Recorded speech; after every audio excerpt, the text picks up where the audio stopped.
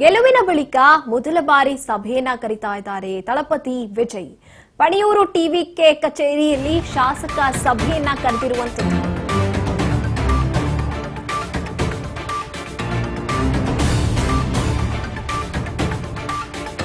ಕೆಲವೇ ಕ್ಷಣದಲ್ಲಿ ವಿಜಯ್ ನೇತೃತ್ವದಲ್ಲಿ ಸಭೆ ನಡೆಯುತ್ತೆ.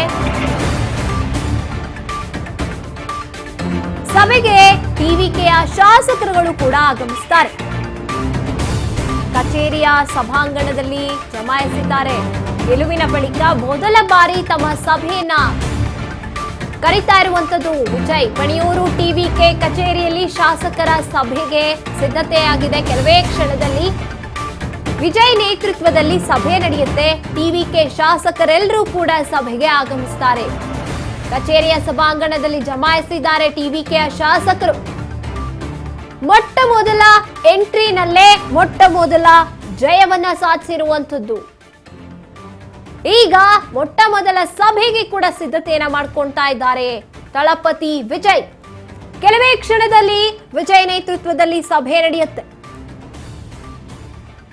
ಈ ಬಗ್ಗೆ ಹೆಚ್ಚಿನ ಮಾಹಿತಿಯನ್ನು ನಮ್ಮ ಪ್ರತಿನಿಧಿ ಬಸವರಾಜ್ ನೀಡ್ತಾರೆ. ಎಸ್ ಬಸವರಾಜ್, ವಿಜಯ್ ಎಂಟ್ರಿ ಕೊಟ್ಟಾಗ್ಲೇ ರಾಜಕೀಯ ರಂಗಕ್ಕೆ ಸಾಕಷ್ಟು ಅಡೆತಡೆಗಳು ಉಂಟಾಯಿತು. ಆದ್ರೂ ಕೂಡ ಗೆದ್ದು ಬೀಗಿದ್ದಾರೆ. ಈಗ ಮೊದಲ ಸಭೆಗೆ ಸಿದ್ಧತೆ ನಡೀತಾ ಇದೆ. ಈ ಬಗ್ಗೆ ಹೆಚ್ಚಿನದಾಗಿ ಹೇಳ್ತಾ ಹೋಗೋದಾದ್ರೆ ಗಾಯತ್ರಿ, ಈಗಾಗಲೇ ತಮಿಳುನಾಡಿನ ರಾಜಕೀಯ ವಲಯದಲ್ಲಿ ಮೆಗಾ ಮೋಡಿ ಮಾಡಿರ್ತಕ್ಕಂತಹ ವಿಜಯ್ ಅವರು ಟಿವಿಕೆ ಪಕ್ಷದ ಮೊದಲ ಚುನಾವಣೆಯಲ್ಲಿ ಕೂಡ ಅಭೂತಪೂರ್ವ ಗೆಲುವನ್ನ ಸಾಧಿಸಿದ್ದಾರೆ.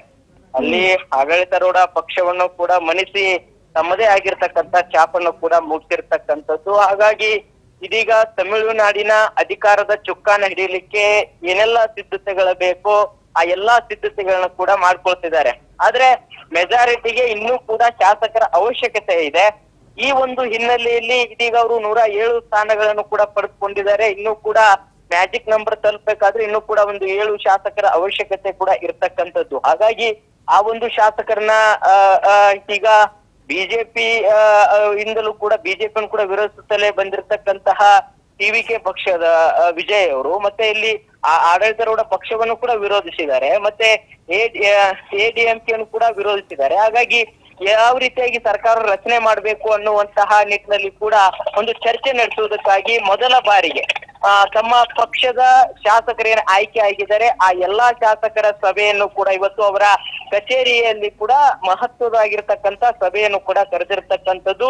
ಆ ಸಭೆಯಲ್ಲಿ ಟಿವಿಕೆ ಪಕ್ಷದಿಂದ ಗೆದ್ದಿರ್ತಕ್ಕಂತಹ ಎಲ್ಲಾ ಶಾಸಕರು ಕೂಡ ಭಾಗವಹಿಸ್ತಾರೆ. ಪ್ರಮುಖವಾಗಿ ಸರ್ಕಾರ ರಚನೆ ಮಾಡುವಂತಹ ನಿಟ್ಟಿನಲ್ಲಿ ಶಾಸಕರ ಅಭಿಪ್ರಾಯವನ್ನ ಪಡೆದುಕೊಂಡು, ಯಾಕಂತಂದ್ರೆ ಟಿವಿಕೆಗೆ ಅದರದೇ ಆಗಿರ್ತಕ್ಕಂಥ ತತ್ವ ಸಿದ್ಧಾಂತಗಳು ಕೂಡ ಇರ್ತಕ್ಕಂಥದ್ದು. ಹಾಗಾಗಿ ಎಲ್ಲವೂ ಕೂಡ ಅಂದ್ರೆ ಆಡಳಿತಾರೂಢ ವಿರೋಧಿಯ ಅಲೆಯನ್ನು ಕೂಡ ಅವರು ಪ್ಲಸ್ ಪಾಯಿಂಟ್ ಆಗಿ ತೆಗೆದುಕೊಂಡು ಒಂದು ಸೂಕ್ತವಾಗಿರ್ತಕ್ಕಂಥ ಸರ್ಕಾರವನ್ನ ಮುನ್ನಡೆಸಬೇಕು ಅನ್ನುವಂತ ನಿಟ್ಟಿನಲ್ಲಿ ಕೂಡ ವಿಜಯ್ ಅವರು ಕೂಡ ಮುಂದಾದಂತೆ ಕಾಣ್ತಾ ಇದೆ. ಹಾಗಾಗಿ ಇದೀಗ ಶಾಸಕರ ಜೊತೆ ಯಾವ ರೀತಿ ಅಭಿಪ್ರಾಯ ಇದೆ ಅದನ್ನ ತೆಗೆದುಕೊಂಡು ಮುಂದಿನ ನಡೆಯನ್ನ ಯಾವ ರೀತಿಯಾಗಿ ತೋರ್ಬೇಕು ಅನ್ನುವಂತ ನಿಟ್ಟಿನಲ್ಲಿ ವಿಜಯ್ ಅವರು ಇವತ್ತು ಸಭೆಯನ್ನು ಕೂಡ ನಡೆಸ್ತಾ ಇದ್ದಾರೆ.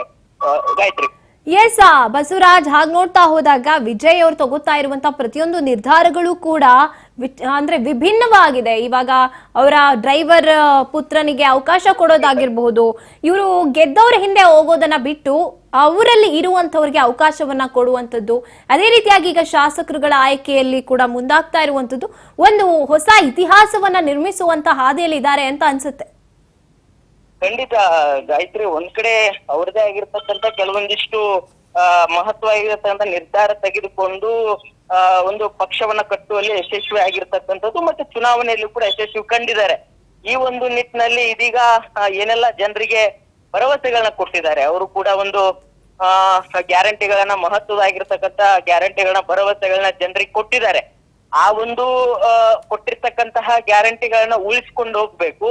ಅದಕ್ಕೆ ನಾವು ಬೇರೆ ಈಗ ಶಾಸಕರ ಬೇರೆ ಪಕ್ಷದಿಂದ ತೆಗೆದುಕೊಂಡಂತ ಸಂದರ್ಭದಲ್ಲಿ ಅವ್ರ ಬೆಂಬಲ ಪಡೆದುಕೊಂಡಂತ ಸಂದರ್ಭದಲ್ಲಿ ಅವ್ರದೇ ಆಗಿರ್ತಕ್ಕಂಥ ತತ್ವಕ್ಕೆ ನಾವು ಅದನ್ನು ಕೂಡ ಪಾಲಿಸ್ಬೇಕಾಗುತ್ತೆ. ಹಾಗಾಗಿ ಅದನ್ನ ಯಾವ ರೀತಿ ನಿಭಾಯಿಸ್ಕೊಂಡು ಹೋಗ್ಬೇಕು. ಮತ್ತೆ ನಾವು ಚುನಾವಣಾ ಪೂರ್ವದಲ್ಲಿ ಏನೆಲ್ಲ ಜನರಿಗೆ ಭರವಸೆಯನ್ನ ಕೊಟ್ಟಿದ್ದೇವೆ ಅದನ್ನ ಈಡೇರಿಸುವಂತ ನಿಟ್ಟಿನಲ್ಲಿ ಕೂಡ ನಾವು ಮುಂದೆ ಸಾಗ್ಬೇಕು ಅನ್ನುವಂತಹದನ್ನ ಒಂದಿಷ್ಟು ಮನವರಿಕೆ ಮಾಡಿಕೊಡುವಂತ ಪ್ರಯತ್ನ ಇವತ್ತಿನ ಸಭೆಯಲ್ಲಿ ಆಗ್ಬಹುದು. ಹಾಗಾಗಿ ವಿಜಯ್ ಅವರು ಅವರ ಶಾಸಕರ ಅಭಿಪ್ರಾಯ ತೆಗೆದುಕೊಳ್ಳಿಕ್ಕೆ ಮುಂದಾಗಿದ್ದಾರೆ.